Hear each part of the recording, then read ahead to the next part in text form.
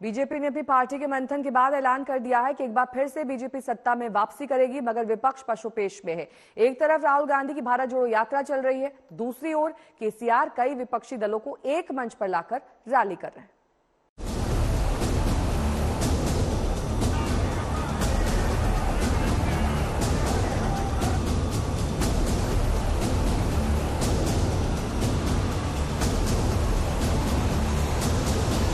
बड़े बहुमत के साथ भारतीय जनता पार्टी चुन कर आएगी और मोदी जी फिर से इस देश के प्रधानमंत्री बनकर इस देश का नेतृत्व करेंगे। बीजेपी ने तो ऐलान कर दिया है कि इस बार भी देश के लोग बीजेपी को चुनेंगे। बीजेपी ने ऐलान कर दिया है कि इस बार भी लोग पीएम मोदी को ही बनाएंगे। बीजेपी ने तो ऐलान कर दिया है कि फिलहाल पीएम पद की कोई वैकेंसी नहीं है, मगर बीजेपी के ऐलान के साथ ही 2024 की सत्ता के लिए विपक्ष का भी संघर्ष शुरू हो चुका है। 2024 के सियासी संग्राम के लिए सत्ता और विपक्षी खेमे चुनावी युद्ध की तैयारियों में जुट गए हैं। इसी मोर्चेबंदी की तस्वीर तेलंगाना के खम्मम से आई। तेलंगाना के मुख्यमंत्री के चंद्रशेखर राव ने खुद को बीजेपी को चैलेंज देने वाली एक राष्ट्रीय शक्ति के तौर पर पेश करने के लिए रैली का आयोजन किया।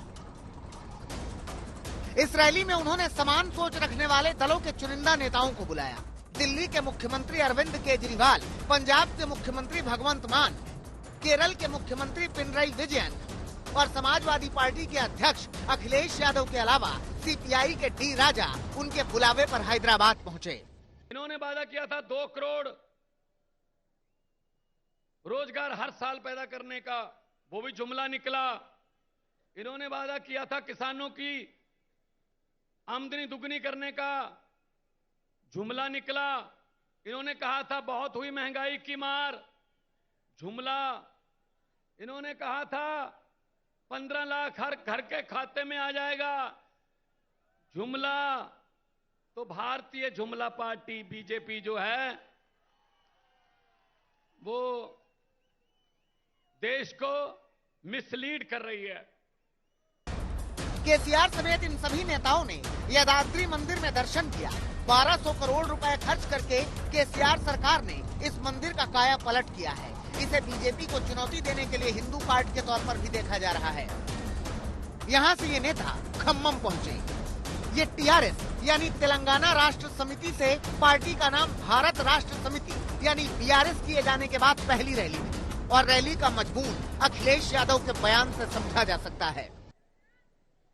समय समय पर रुकावट कैसे पैदा हो, नेताओं को कैसे परेशान किया जाए, उनके खिलाफ क्या साजिश की जाए, उनके विपक्ष के लोग जो उनके सामने खड़े होकर के सवाल पूछते हैं, उनको किस षड्यंत्र से उनको दबाया जाए, उनकी छवि कैसे खराब की जाए, ये भारतीय जनता पार्टी की सोची समझी सी रणनीति के तहत काम कर रहे हैं।